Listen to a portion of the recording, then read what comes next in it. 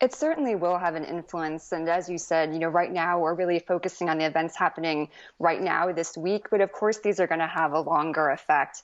And the response that we saw from Trump, it varied in a couple of ways. And first of all, the National Guard deployment that we saw in some of the states in response to some of those early nights that, did include high levels of violence. Those were requests from governors to bring in National Guard members who are members of the reserve. So those are people who are trained and expected to support police forces in that way. That's different than calling for an active military deployment, which is what we heard Trump say a couple of days ago. And so it's that kind of escalatory language that a lot of Democrats in particular, but also many Republicans are concerned about right now, that Trump is using both rhetoric but also policy to escalate the situation rather than trying to diffuse it.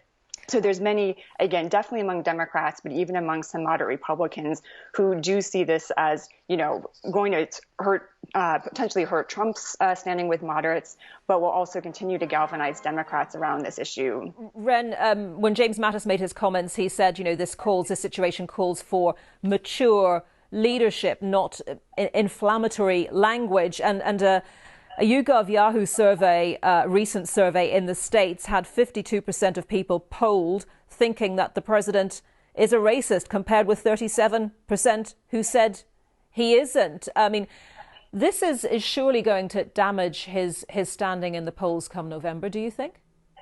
Well, actually, President Trump has a very strong base, the same base that put him in office in 2016. But as far as damaging him in the polls, I don't think we're going to have too many of his Republican and some Democrat backers in the election change votes because of this. The racist comment is something that they seem to go back to after they worked the Russia concept. They worked the Ukraine telephone call. They're going back to racist now because they realize that Joe Biden is slipping in the polls. And then Joe Biden just had his comment when he talked to the radio announcer about if you're black, you should be voting for me, or he had some statement to that effect. So he had a problem with that also.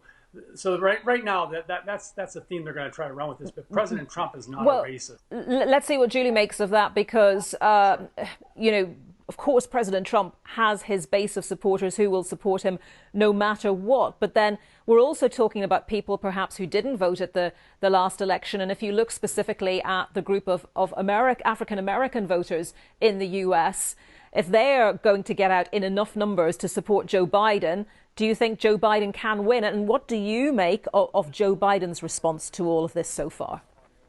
Well, that is going to be the big question right now. And, as Ren pointed out, Biden has been a bit uneven on some of his comments about race, including some of the recent gaffes in previous weeks. But Biden came out with a very strong statement several nights ago in Philadelphia, where he had a very, very well-formulated discussion points, really finding his voice on this issue in a way that we hadn't heard him before, speaking very directly to a lot of the concerns that we're seeing expressed across the United States, but again, in a way that was framed around empathy, around unity, around calmness, and really trying to underscore those factors that made him an appealing candidate to many in the primaries, and that he hopes will make him an appealing candidate to many during the general elections as well. The big question, of course, is to what extent he can translate that into real policy proposals that will resonate enough with Democrats and with certain demographics of Democratic voters to get them out to the polls in November. Okay, Julie and Ren, thank you very much for your time today to discuss all of that.